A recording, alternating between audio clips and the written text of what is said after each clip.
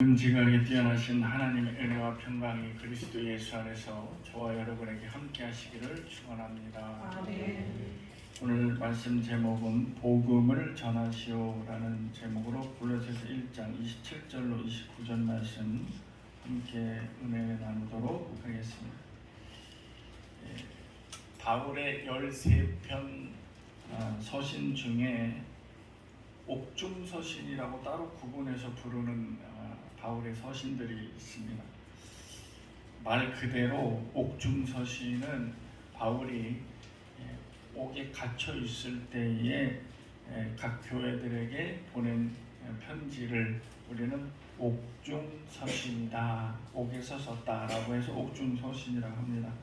그래서 우리가 신약에 쭉 배워나가면서 지난 시간에 우리가 옥중서신을 배웠는데 그 중에 옥중서신이라고 불리는 그 서신을 뭐라고 얘기를 했는데 다 빌립보서? 네. 그래요? 그랬습니다. 그러면은 대표로 우리 김현민 권사님께서 웃는 거 보니까 안 되겠고, 한 권사님께서 우는 거 보니까 안 되겠고 그냥 제가 말씀을 드릴게요. 옥중서신은 에베소서, 빌립보서, 골로새서, 빌레몬서를 옥중서신, 에빌골빌이라고 이야기하십니다. 에빌골빌. 바울이 로마의 그 옥중에서 편지를 썼구나라고 이해를 하시면 되겠습니다. 바울이 각 지교에 편지를 보내는 내용들을 이렇게 바라보면은 이 편지를 받아본 사람들이 편지 내용이 평화롭고 건강하고, 그리고 서로 안부를 묻는, 잘 있어? 요즘 어때?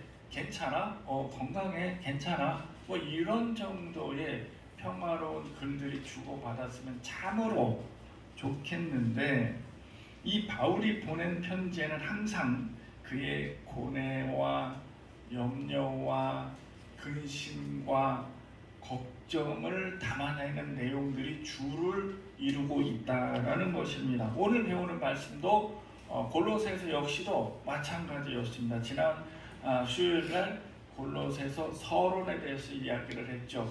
우리도 분명히 서론을 잘 숙지를 하고, 그리고 그 편지에 대해서 그 각 성경에 대해서 공부를 하면, 그러면 이해하기가 굉장히 빠릅니다.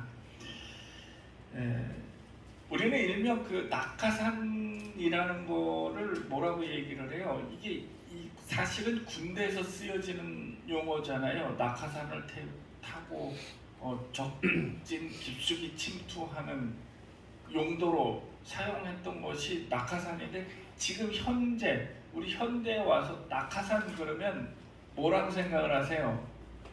든든한 백그라운드를 타고 그냥 내리꽂았다 라는 그래서 이 낙하산의 이미지가 굉장히 좀 부자연스럽고 부정적인 이미지를 가지고 있죠. 제 낙하산이야 그러면은 저 함부로 건드리면 안 되고, 쟤는 그냥 백이 있으니까 그랬겠지, 이렇게 이제 부정적인 영향을 미치곤 합니다. 그런데 여기서 우리가 지금 오해하고 있는 대목이 하나 있습니다. 우리가 신앙생활을 하면서 또 성경을 보면서 오해를 하는 게 한 가지가, 신약 시대의 곧 초대교회라고 하면은 사실은 초대교회 신앙인들이 모여서 공동체 생활을 하면서 공동 자산을 가지고 다 거기서 함께 나눠 쓰고 이렇게 하다가 그 꼼수를 좀 부려가지고 큰 벌을 받은 사람이 부부가 있죠. 누구요? 아나니아와 삽비라가 자기 판돈을 그렇게 그런 사례가 있을 정도로 초대교회 이 공동체 생활에서는 굉장히 우리가 서로 위하고 도우고 이해하고 그리고 모든 게 다 용서가 되고 막 이럴 것 같은, 그래서 그냥 오직 은혜만 존재하고 있을, 모든 게 은혜로만 채워져 있을 것 같은 그런 초대교회를 우리가 상상을 할 수가 있습니다. 그런데 인간의 본성은 누구도 못 고치신다? 자신 있어요? 네, 인간의 본성은 하나님도 못 고치신다라고 제가 말씀을 드렸지만 섣불리 오해하면 저 목사가 저 무슨 전지전능하신 하나님께서 못하시는 일들이 있다고 이렇게 얘기할 수 있습니다. 그런데 인간의 본성은 하나님도 못 고치시는데 대신 뭘로 고쳐요? 은혜로 고치는 게 아니라 찍어 누르고 있다라고 저는 보고 있습니다. 그래서 은혜가 떨어지면 숨겨졌던 나의 본성이 드러나기 시작을 하는, 그러니까 우리는 항상 은혜 가운데 있어야만 나의 본성이 숨겨져 있고 수면 아래 잠겨져 있는 거죠. 그래서 은혜로 살아야 돼. 그래서 이 은혜로 살려고 하면 어떻게 살아야 돼요? 늘 예배를 드리는 삶이 돼야 돼요. 예배 없는 축복은 없고 예배 없는 은혜는 없습니다. 그 예배를 안 드리는데 어떻게 은혜를 느낄 수 있고 은혜를 받을 수가 있어요? 내가 기도하고 내가 말씀 듣고 이런다고 해서 은혜 받는다고 천만의 말씀입니다. 절대로 그렇게 이루어질 수 없는 것이 우리 기독교 역사에서 또 성경에서 이야기를 하고 있습니다. 그러니까 구약이나 신약이나 항상 선지자들이 강조한 게 너희는 모이라. 또 하나님도 계명에서 뭐라 그래? 너희는 모이라 라고 얘기했습니다. 너희는 성회 때 모여서, 성회 때 모이라는 것은 모여서 함께 예배 드리라는 얘기예요. 모여서 예배 드리면서 은혜를 나누라는 얘기. 은혜는 나누면 나눌수록 곱절의 은혜가 더 나타나는 것이기 때문입니다. 그래서 인간의 본성은 하나님도 고칠 수 없으시지만서도 은혜 때문에 우리 본성이 수면 안으로 잠겨질 수 있다라는 사실입니다. 그래서 지금 우리가 이 모습을 유지하고 있는 것은 하나님이 주시는 은혜가 여러분들에게 속해 있기 때문에 지금 이 모습을 유지하고 있다라는 거예요. 네? 그래서 지금 내 모습이 거울을 보고 괜찮네 라고 하면 은혜가 있는 거예요. 근데 내 모습을 보고 짜증스러움을 느끼면 은혜가 떨어지는 거예요. 그래서 남들이 내 모습을 봤을 때 평안함을 느끼면 은혜가 있는 거예요. 그런데 남들이 볼 때 내 모습 속에서 왜 이렇게 싸나워 보여? 라고 하면 이거는 은혜가 떨어진 것입니다. 그럼 남들이 봤을 때 나를 볼 때 좀 싸나 보이네 라고 판단을 하게 되면 여러분 반성하고 회개해야 됩니다. 그래서 은혜가 떨어졌다라고 볼 수 있습니다. 성경에서는 예루살렘의 사도들과 바울과의 갈등이 약간 언급이 되어 있었습니다. 그런데 사도행전 15장에 보면 처음 열린 예루살렘 공회의에서 어떤 결론을 도출해내게 됩니다. 그래서 사도들과 바울과의 아름다운 결론을 내게 돼요. 왜냐하면 사도 바울이 이방인의 사도로서 공식 인정을 받게 되는 계기가 됐고, 또 거기에 또 바울과 바나바가 함께 참여를 했지만 그때에 베드로가 나서서 일장 연설을 했습니다. 여러분, 하나님께서 나에게 이렇게 은혜 주신 거 여러분들 잘 알고 있죠? 라고 하면서, 그러면서 이제 거기에 대해서 이방인에 대한 이 율법화, 유대인화, 또 유대교를 할례를 받아야 될 것이냐 말아야 될 것이냐, 음식 문제는 어떻게 해야 될 것이냐 라는 거에서 깊은 논의가 있었어요. 이 논의에 따라서 그래서 이방인에게도 복음이 전파될 수 있는 굉장히 중요한 전체 회의가 열린 거예요. 예루살렘 2000년 전에. 이를 근거로 해서 이방인들에게 복음이 전해지기 시작했고, 그리고 이방인들 우리에게 복음이 전해지는 데 있어서 유대인들의 관습, 율법 이런 것들을 다 배제시킬 수 있었던 근거가 마련이 됐던 거예요. 사도행전 15장에 굉장히 중요한 역사가 기록이 되어 있는 거예요. 그래서 그때 당시에 그랬었구나. 그런데 이것이 바로 또 사도 바울이 거기서 증언을 하게 되면서 이방인의 사도로서 공식적인 인정을 받게 되는 그런 역사적인 사건이 되었다라는 것입니다. 그런데 사실은 제가 이 성경을 이렇게 보면서 바울의 서신들을 보면서 바울은 본인 자신이 예루살렘에 가면 12사도가 있었잖아요.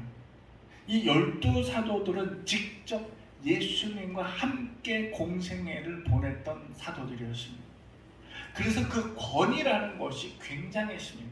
예수님과 함께 고난을 당했던, 그리고 복음 사역을 위해서 함께 같이 다녔던 사람들이었기 때문에.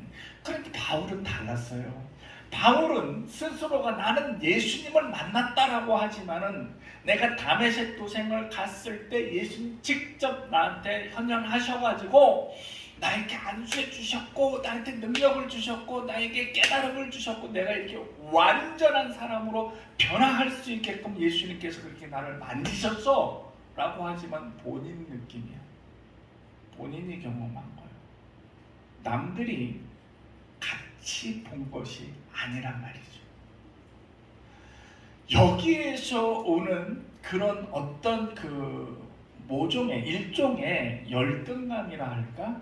사도들에 대한, 나도 사도라고 자칭 사도라고 이야기를 하는데, 그런데 거기에 따른 진짜 예루살렘에 있는 12사도들에 대해서 어떤 보이지 않는 열등감이 존재하지 않았을까라는 느낌을 저는 강하게 받았습니다.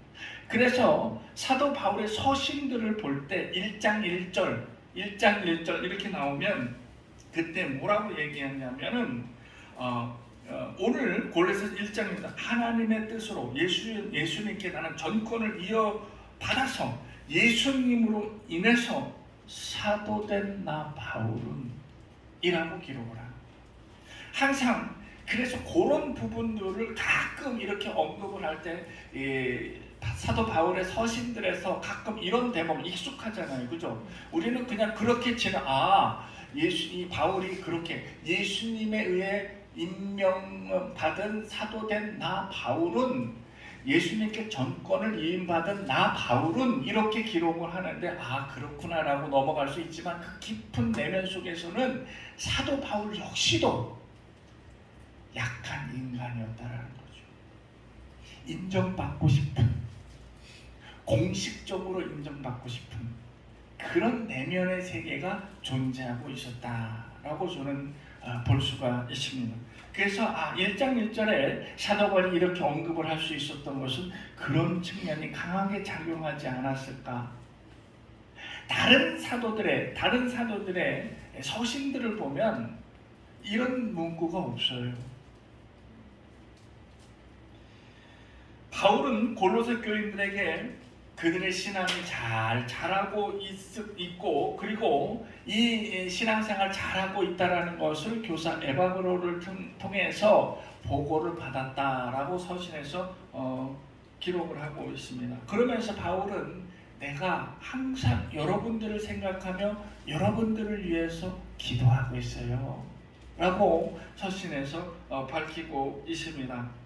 이것은 이 골로새 교인들을 향한 바울의 사랑과 관심의 표현이었다라고 볼 수 있습니다. 2절 밑에 보면 2절에는 골로새에 있는 성도들 곧 그리스도 안에서 신실한 그 형제들 골로새 교인들에게 편지하라니, 그러면서 3절에 내가 너희를 위해서 늘 기도하고 있어요 라고 밝혀주고 있다라는 것입니다. 여러분 세상적으로는 몸이 멀어지면 그죠? 몸이 멀어지면 마음도 멀어진다고 이렇게 이야기를 합니다. 그런데 성경은 몸은 멀리 있어도 우리가 늘 생각하며 늘 함께 하는 것을 생각하고 기도하고 있기 때문에 내가 그 사람을 위해서 늘 생각하며 기도하기 때문에 1년 만에 만나도 2년 만에 만나도 마치 어제 헤어졌다 만난 것처럼 반갑고 할 말이 많고 그리고 이 만난 자리에서 예수 이야기를 풀어놓기 시작하면 밤새 얘기해도 지칠 줄 모르고, 그러니까 세상 사람들이 이해 못하는 것 중에 하나가 왜 예수쟁이들은 어떻게 밤새 술 한잔 안 먹고 그렇게 밤샐 수 있냐, 이게 절대 이해를 못하는 그 중에 하나. 그런데 이 사람들은 술이 앞에 놓고 술 한잔 먹어가면 사람이 술을 마시고 술이 술이면서 술이 이제 개가 술을 마시고 뭐 이런 얘기가 있잖아요. 그래서 술이 한 잔 계속 들어가면서 술이라는 매개체가 있어야 대화가 진행이 되고, 그러니까 나중에는 제정신이 아니야. 내가 무슨 말을 했는지도 그 다음날 그러잖아요. 필름이 끊겼다고 그러잖아요. 여기서 필름 끊기도록 술 마셔본 분 손 들어보세요. 두 분이 있네. 두 분이. 그런데요, 우리는 성령이라는 술이 있는 거예요.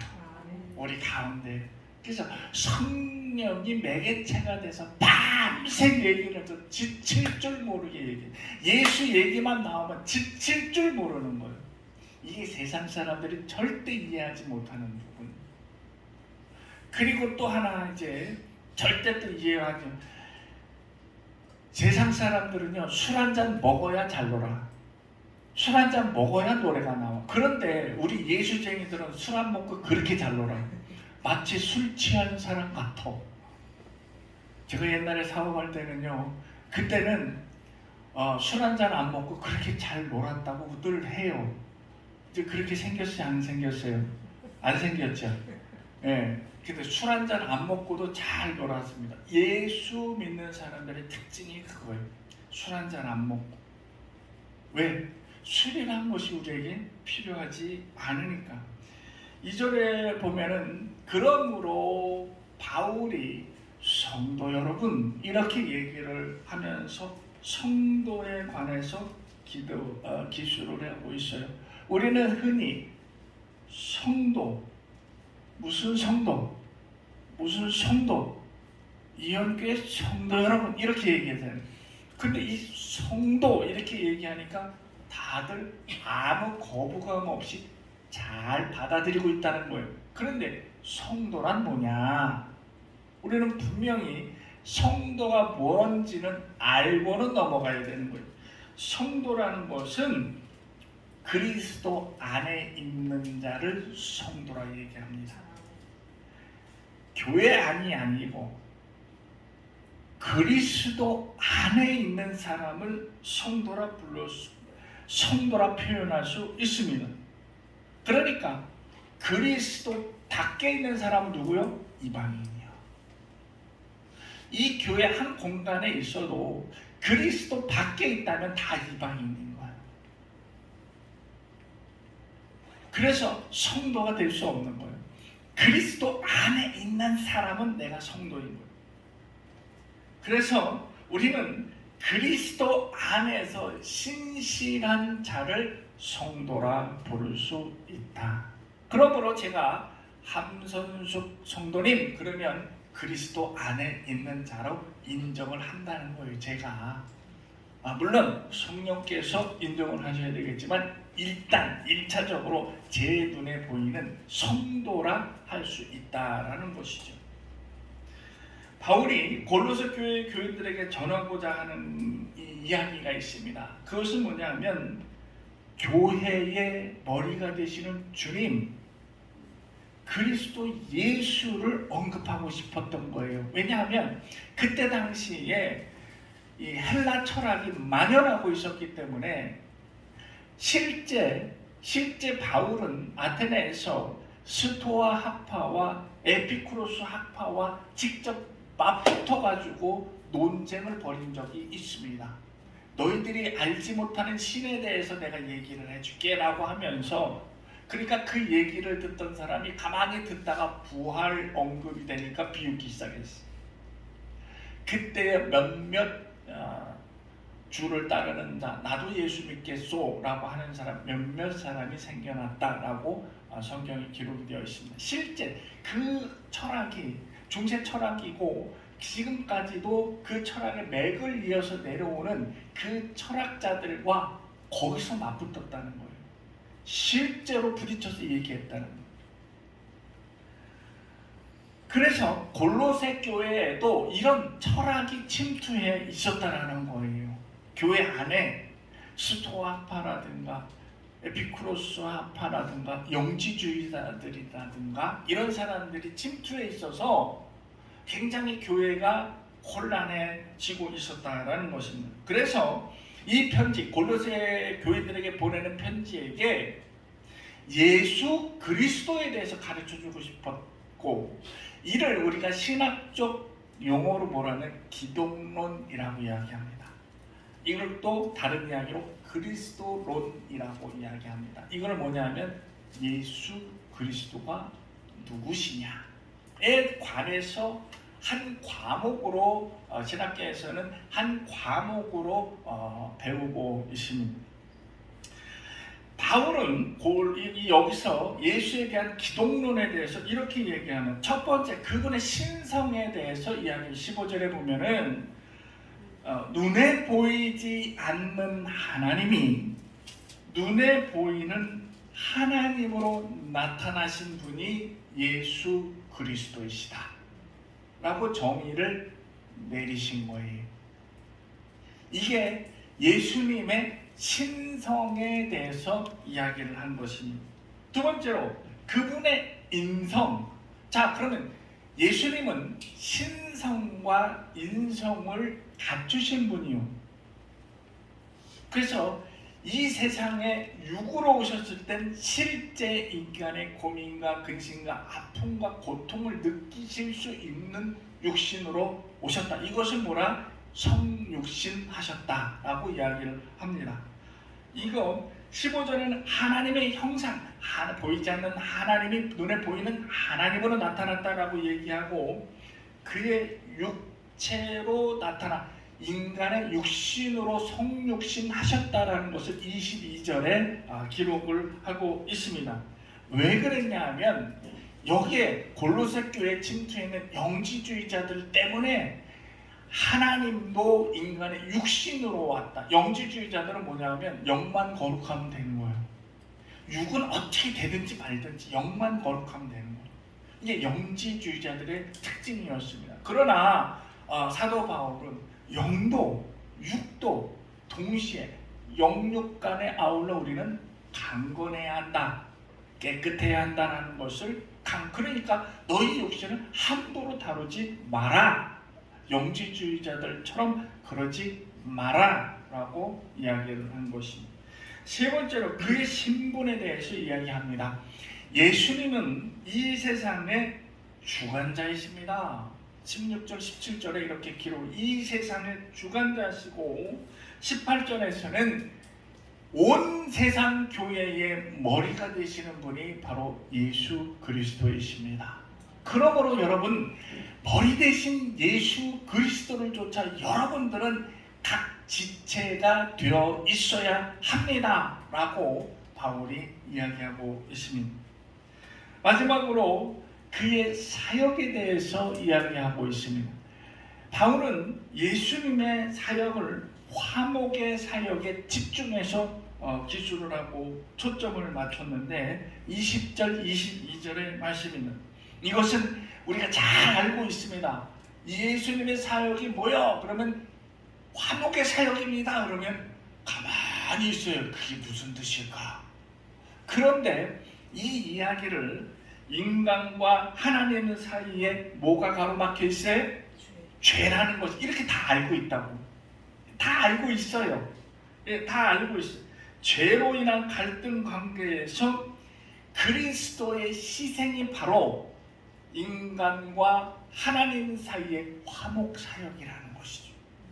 자신을 희생하면서 인간과 하나님 사이에 있던 갈등의 벽을 허무너뜨린 이것이 예수 그리스도의 화목 사역이었다. 그러니까 예수님의 십자가 희생은 뭐요? 인간과 하나님 사이의 벽을 허무는 큰 사역이었다. 그러니까 그분이 그분을 위해서 돌아가신 것이 아니라 인간과 하나님 사이 때문에 희생을 하시기로 작정하신 십자가의 희생이었다. 그래서 하나님과 인간 사이 가로막힌 갈등을 화평함으로, 그러므로 지금 내가 이 자리에서 예배를 드리면서 하나님을 부를 수 있는 것은 예수 그리스도의 저 십자가 희생 때문에 그렇게 되었다라는 사실. 바울은 이렇게 그분의 신성과 인성과 그의 신분과 그리고 그분의 사역에 대해서 딱 골자로 해서 골로새 교인들에게 서신으로 기독론에 대해서 말씀을 드렸습니다. 그러면서 옛날에 우리 교회가 70년대, 60년대, 80년대 일대 부흥기를 맞이하였습니다. 거기에 큰 역할을 한 것이 조용기 목사님이시고, 이때는 이제 목사님이시라고 불러야지, 여의도 순복음교회를 그렇게 하면서 온 교회 60만 성도를 거느리고 있었던 대형 교회로 성장을 했지요. 그래서 이 교회를 따라서 온 교회가 교회 부흥이라는 미명하에 아주 무차별적인 전도와 그리고 전도 방법을 가리지 않는 그런 전도를 통해서 어떻게 해서든지 우리 교회를 부흥시키려는 목표 아래 온 교인이 일사불란하게 움직였고, 실제 목회자들도 그렇게 하기를 강요를 하고 채찍과 당근을 사용했던 그런 지난 날이 있었습니다. 이런 전도 행위는 마치 아주 전쟁터와 같았습니다. 그래서 어떻게 해서든지 한 교인이라도 더 우리 교회에 끌어들이려고 하는 그런 전투적인 방법으로 전도를 했어요. 교회에서는 연말에 전도 왕에게 상품을 내걸었어요. 또 어떤 교회는 금덩이도 줬습니다. 뭐 금 한 돈, 두 돈 뭐 이렇게 규모는 작지만 그래도 전도 많이 한 사람들은 공개적으로 시상을 하고 그랬던 기억이 있습니다. 이때 나온 것이 일명 빨간 가방 떴다. 들어보셨어요? 예. 순복음교회의 구역장들에게 모두가 빨간 가방을 지급해 줬습니다. 그래서 순복음교회 구역장들은 빨간 가방을 들고 전도를 하러 다녔습니다. 근데 한 번 물면 놓지를 않아. 신천지 같아. 아주 끈질기게 붙잡아야 돼. 그래서 너무 힘들어가지고 그래서 이사를 가버렸다는 거예요. 이사를 갔는데 그 이사간 거기에 빨간 가방이 쫓아왔다라는 거예요.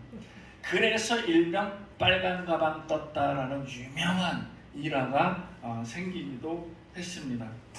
그런데 여러분, 교회가 성장하고 교회가 크게 대형 건물을 짓고 대형 교회로 이렇게 부흥이 되고 이렇게 한다면, 여러분 쉽게 얘기합시다.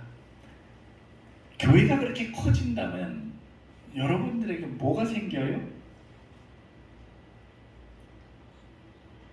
물론 저는 연말에 전도왕 시상 안 할 겁니다. 그러면 금방지 한 돈도 안 생기잖아요.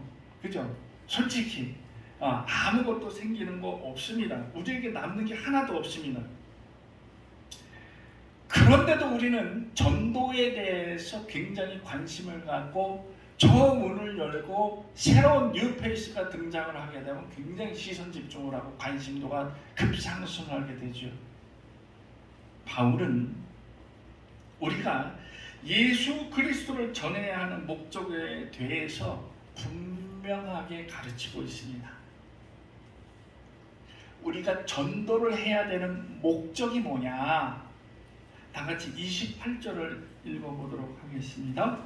28절 시작. 우리가 그를 전파하여 각 사람을 권하고 모든 지혜로 각 사람을 가르침은 각 사람을 그리스도 안에서 완전한 자로 세우려 합니다 라는 것입니다.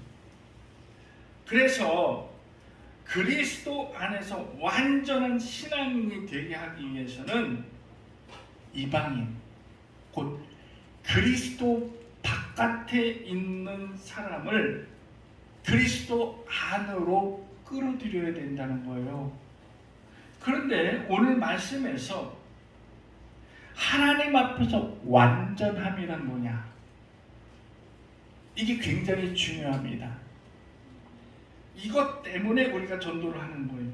우리가 하나님 앞에서 완전한 모습으로 설 수 있게 희망한다는 것, 그것은 하나님 앞에서 완전한 모습이라는 것은 이미 구원받았다라는 거예요. 내가 구원받은 모습으로 하나님 앞에 섰다라는 것입니다. 하나님 앞에서 요즘 확실히 아세요. 하나님 앞에 설 때는 심판자로 섭니다. 심판받는 사람으로 섭니다. 그런데 하나님 앞에 완벽한 모습으로 섰다는 것은 심판받을 이유가 없이 구원을 받았다는 것입니다. 그러므로 우리가 전도하는 것은 이 사람, 하나님 앞에 불완전 모습으로, 그래서 심판을 받아 지옥으로 갈 수밖에 없는 이 사람을 하나님 앞에 완전한 사람으로 세우기 위해서 복음을 전하게 되는 것입니다. 그래서 복음을 전하는 겁니다. 다른 거 없습니다. 교회 성장, 교회 부흥, 뭐 대형교회 이거 아닙니다. 400명, 500명 우리가 교회 분립하고 이거 아닙니다. 하나님 앞에 완벽한 인간으로 서기 위해 구원받은 자의 모습으로 서게 하기 위해서 복음을 전하는 것입니다.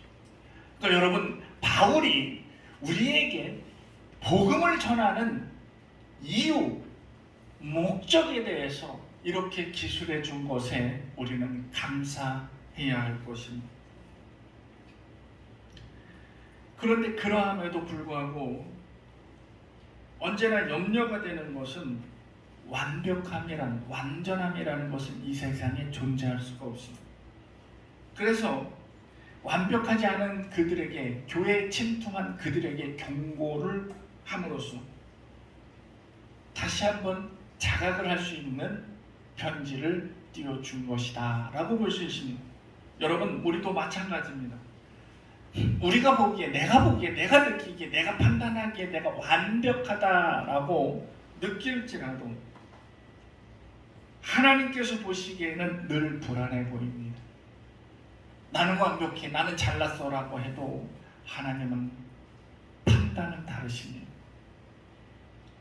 그렇다면 하나님의 눈에도 그렇게 보인다면 반대로 사탄의 눈에도 그렇게 보인다는 얘기예요. 불완전한 모습으로. 그래서 어딘가 모르게 허점을 보이고 늘 약점이 노출될 수밖에 없다는, 사탄은 이를 놓치지 않고 파고들 수밖에 없습니다. 하나님이 그리 보시면 사탄 역시 마찬가지라는 것을 하나님만 그렇게 보지 않으신다. 하나님께서는 우리에게 그래서 무엇을 강조하셨냐? 늘 겸손하라.